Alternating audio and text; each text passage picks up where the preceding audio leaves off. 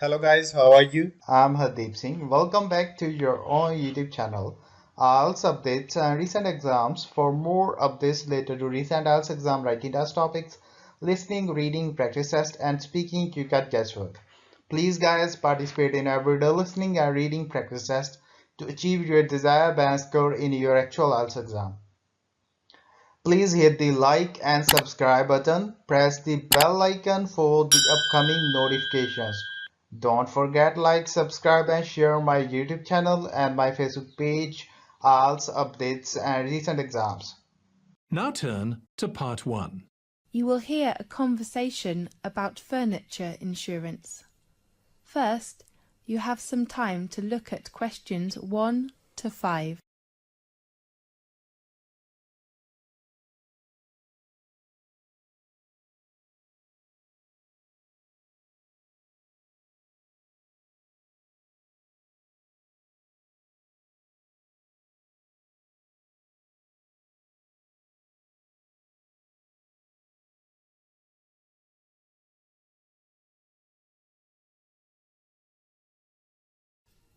Listen carefully and answer questions 1 to 5.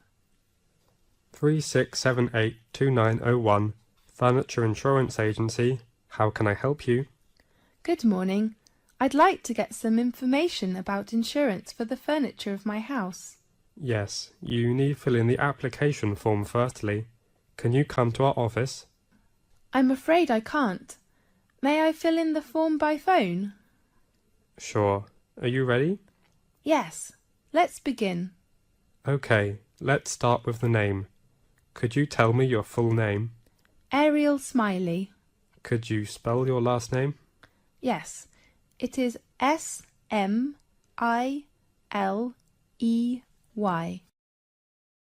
Well, how old are you? I'm 27 years old. Okay, 27. And your nationality? I come from Europe. Which country? Italy. So your nationality is Italian. Right. The next item is your present address. Well, I live in flat 21C, Willow Road, on North West Hill. Fine. 21C Willow Road. And you know your postcode? Of course, it is 3GJ7K. Right, Ariel. Do you have a job or are you a student now? I worked as a dentist, but now I am studying for a doctoral degree in the University of Chicago. So should I write doctoral student? Yes. What's your major? My major is accounting. A good choice. Thank you. The next one item is contact number. Do you leave your home number or mobile? Which one is more convenient for you? Mobile number, of course. My number is 3856943232. Okay. But What's the matter? I have a whole day class on Saturday and Sunday.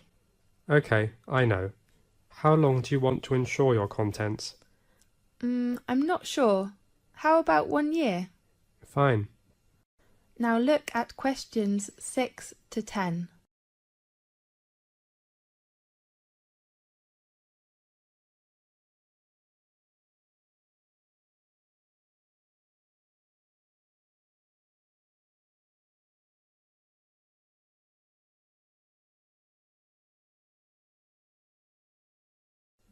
Now listen carefully and answer questions 6 to 10. What furniture do you want to insure? Well, I've bought a new laptop last week. It is worth about $800. Right. A laptop for $800. And I got a birthday gift yesterday from my father. It is a new digital camera. How much does that cost?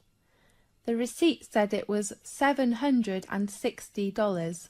$716. No, not 16, but 60. Oh, I'm sorry. That's okay. Anything else? And a big colour TV and a new fridge. For both of them? Yes.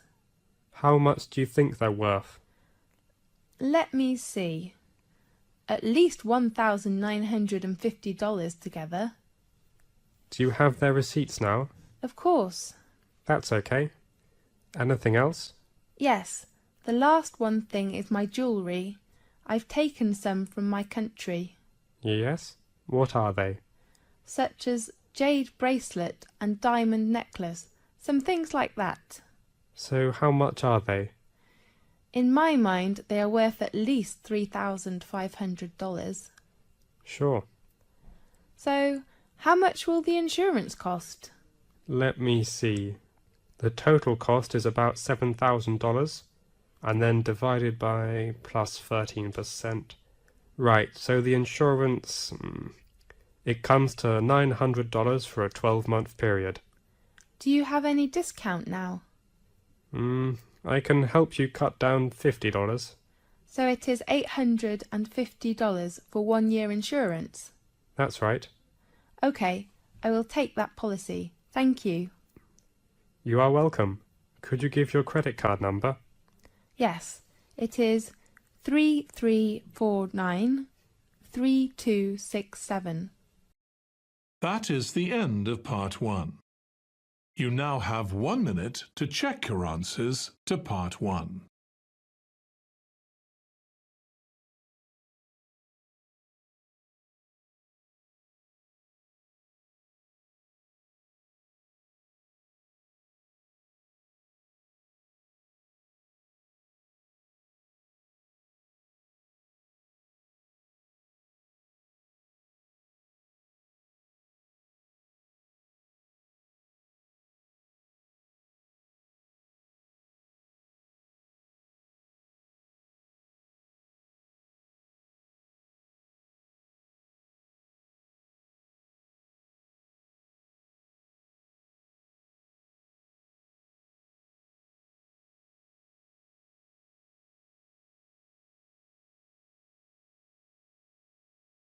Part 2.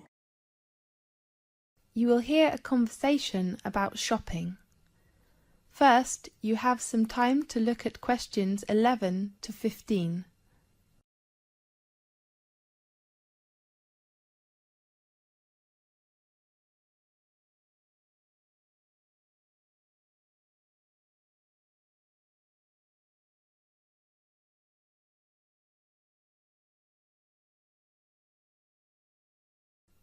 Now listen carefully and answer questions 11 to 15.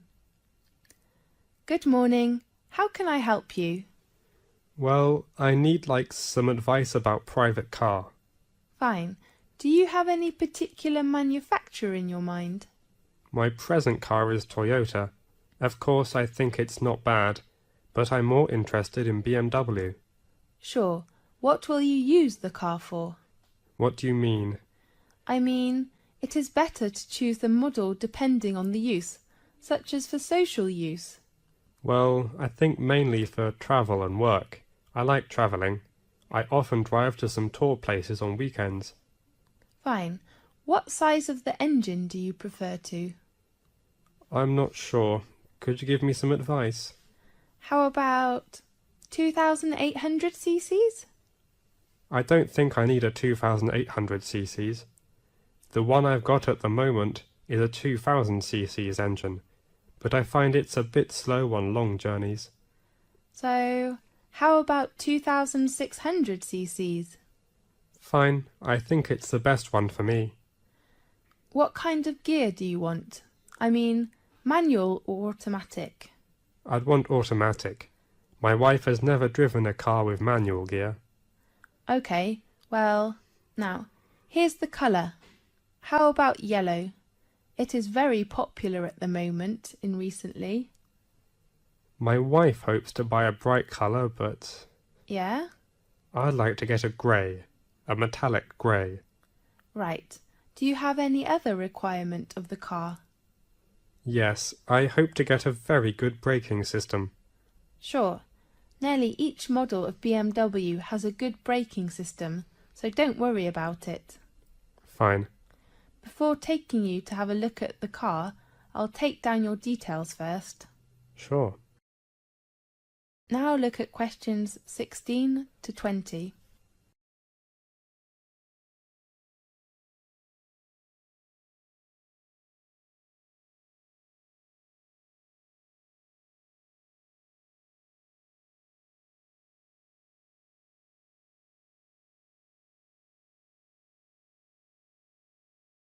Now listen carefully and answer questions 16 to 20.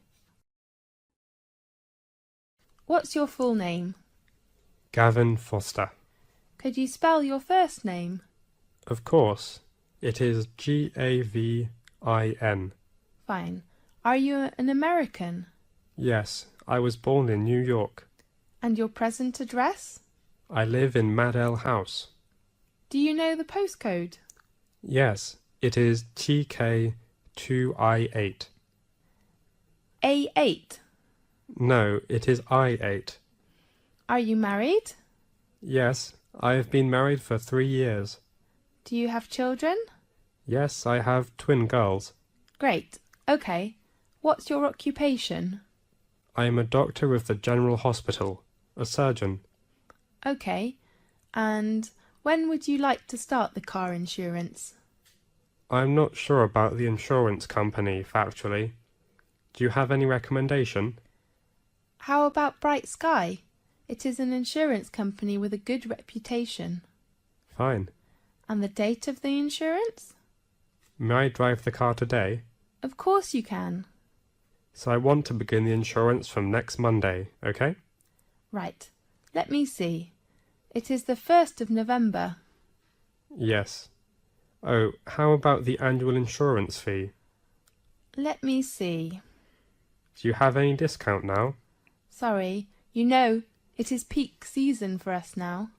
Okay. The insurance cost for 1 year is $450. Fine.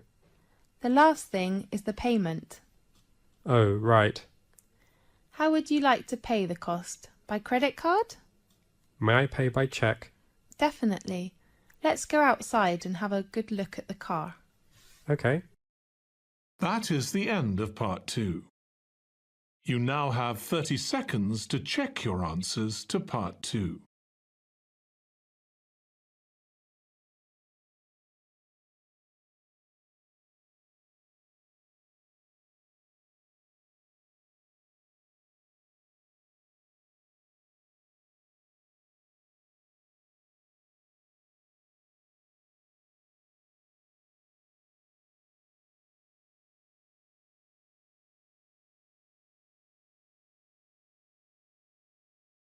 Part 3. You will hear a lecture about note-taking. First, you have some time to look at questions 21 to 24.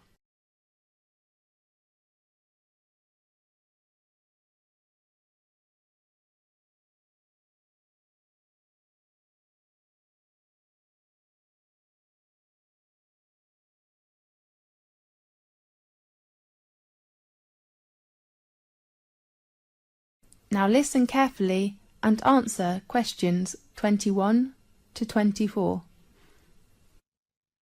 Note-taking is an important skill for successful study. Today, I am going to introduce some effective skills for taking notes. Before making these suggestions, I'd like to analyze some factors that can affect note-taking. Of course, the first one is your vocabulary. An instructor cannot spell all words in a class. So it is necessary to master a massive vocabulary for students, especially for non-native students of the English language. Good psychology is also important for note-taking. Some students are very nervous in class and cannot follow the instructor in time, although they have a good ability to take notes. Well, what skills can help you improve the ability and speed of note-taking?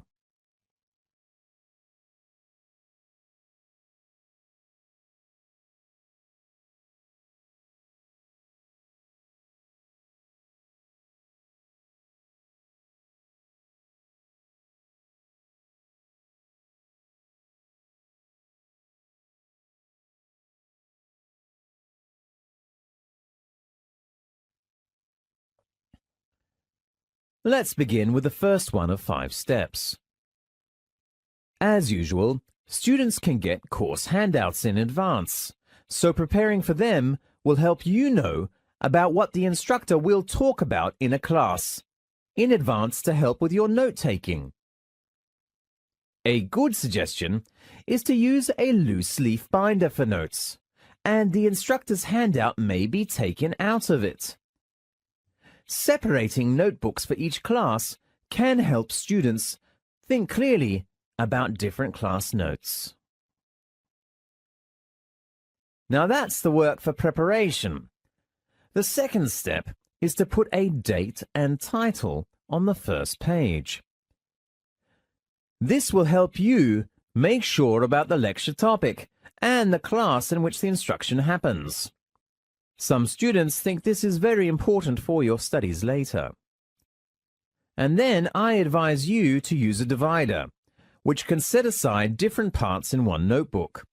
For example, drawing a line in the middle of the notebook and then write the main points on the left with some extra information on the right. According to some students' experiences, it is a good idea to use different color ballpoint pens to make different marks of the lecture in class. And now for the third step. In class, a good note-taker should only write key points, not all the information. Some students cannot know what they write on a notebook after class. So how to master the key points is what's so important. These points are usually nouns, adjectives, verbs, and numbers. Writing only 1 to 2 points on each line can help you to understand the notes when you read them later. The most difficult part for nearly all students is, of course, to have enough time to write the notes. So the next step is coming. In order to save time and speed up writing, I advise you to use abbreviation and symbols instead of words, such as info for information, univ for university, dept for department, and even use a plus sign instead of an and. When your instructor speaks loudly or repeats some content or has a short pause, you should pay attention to the important points. The last suggestion is that you should review your notes after class when the information is still fresh in your mind. Try to summarize the key points and check notes with your classmates after class. That's some of the easy methods you can use to take notes. I hope that this can help you with your note-taking in class. If you want to know more about the topic, please contact the study consultant in the... That is the end of part 3. You now have 30 seconds to check your answers to part 3.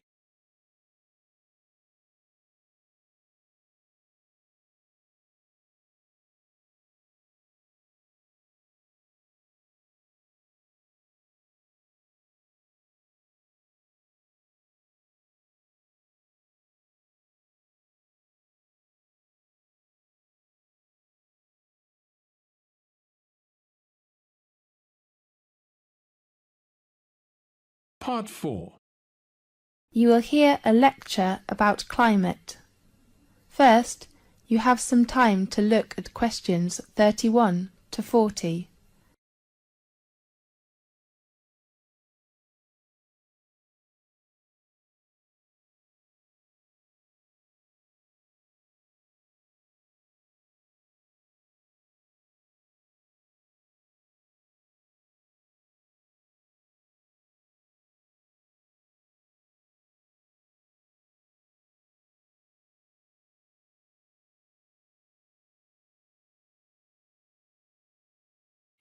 Now listen carefully and answer questions 31 to 40. Good afternoon. I'm Stefan Ramatov, a professor of physics of the oceans at Potsdam University. Today I'd like to talk about the extreme weather events in recent years. During the last 10 years, a number of stunning extreme weather events have taken place. In 2003, the most severe heat wave, which broke previous temperature records and caused 70,000 deaths in Europe. 2 years later, the most severe hurricane season ever witnessed in the Atlantic destroyed New Orleans and broke records in terms of the number and intensity of storms. In 2007, unprecedented wildfires raged across Greece, nearly devastating the ancient site of Olympia. In the Arctic, the Northwest Passage became ice-free for the first time in our living memory. After record-breaking drought and heat, in 2009, over 100 people were killed in bushfires in Australia. There are lots of extreme weather events in 2010. For example, that summer, central Russia had been in the grips of its worst ever heat wave, which had caused nearly thousands of deaths. Owing to drought and heat, more than 500 wildfires had raged out of control, smothering Moscow in smoke and threatening several nuclear facilities. Another result of this heat wave was the soaring grain prices, since the Russian government had banned wheat exports. In 2010, flooding had seemed to become a main actor in the world. In China, flash floods had killed more than 1,000 people and destroyed more than 1 million buildings. Meanwhile, Pakistan was struggling with unprecedented flooding, which had killed more than 1,000 people and affected millions more. On a smaller scale, the European countries such as Germany, Poland, and the Czech Republic have also suffered serious flooding. At the same time, global temperatures in recent years have been at their highest levels in records that go back 130 years. Sea ice cover in the Arctic got to its lowest point of a recorded average level for the month of June ever. 2 huge chunks of ice broke off in July and August in Greenland. Are these events connected? Does this have anything to do with global warming? And are human activities to blame? Although we cannot scientifically prove or disprove that global warming caused any particularly extreme events, we can say that global warming very likely makes many kinds of extreme weather both more frequent and more severe. All weather is driven by energy, and the sun ultimately supplies this energy. But the biggest change in the Earth's energy budget by far over the past 100 years is due to the accumulation in our atmosphere of greenhouse gases, which limit the exit of heat into space. As a result of fossil fuel emissions, there is now 1/3 more carbon dioxide in the atmosphere than at any time in at least 1 million years, as the latest ice drilling in Antarctica has revealed.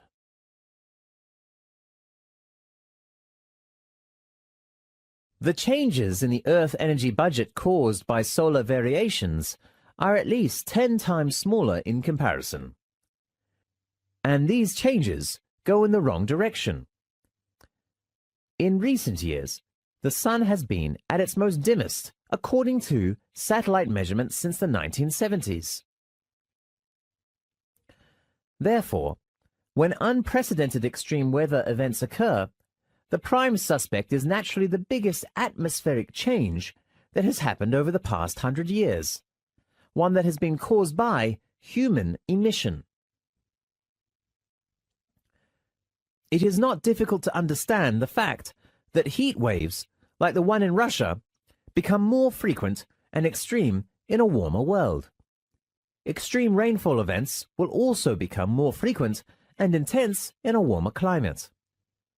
According to a simple fact of physics, as usual, warm air can hold more moisture. For each degree in Celsius of warming, 7% more water is available to rain down from saturated air masses. And the warming climate can also be a factor of drought risk. Even where rainfall does not fall, but increased evaporation rate dries out the soils. One pattern can change atmospheric circulation is the carbon dioxide effect, which can cause more extremes of heat, drought, or rainfall in some regions, while reducing them in others. The problem is that a decrease in those extremes to which humans are already well adapted supplies only modest advantages, whereas the new extremes to which we are not adapted can be devastating, as extreme events in recent years show. The extreme events in this summer indicate how vulnerable our societies are to weather-related extremes. These conditions of global warming occur after 0.8 degrees Celsius of change. With swift and efficient decisive action, we can still limit global warming to a total of 2 degrees Celsius or a bit less. But even that much warming would need a lot of effort to adapt to weather extremes and even rising sea levels. With weak action and results, like those promised by governments at the Copenhagen Conference in 2009, we will be on a course to a 3 to 4 Celsius degree change in global warming. Many societies and ecosystems do not adapt to the warming. If we do nothing, the Earth could even heat up by between 5 to 7 degrees Celsius by the end of the century and more thereafter. We have to face the facts. Our emissions of greenhouse gases probably are at least mainly to blame for this summer of extremes. We do really hope that extreme weather events in the summer are a last-minute wake-up call to policymakers, the corporate world, and all citizens. That is the end of part 4. You would now have 10 minutes to transfer your answers to the answer sheet. So guys, don't forget like, subscribe and share my YouTube channel and my Facebook page. IELTS updates and recent exams. For more updates related to recent IELTS exam writing as topics, listening, reading, practice test and speaking, you got guesswork. Please guys, participate in everyday new IELTS listening and reading practice tests to achieve your desired band score in your actual IELTS exam. For more IELTS material, visit my official website www.ieltsupdatesandrecentexams.com. The link is given below in the description. If you need PDF files of latest IELTS material, then please join my Telegram channel. So guys, please write your score below the comment section. Again, thanks for listening. God bless you all guys. Stay tuned, stay safe.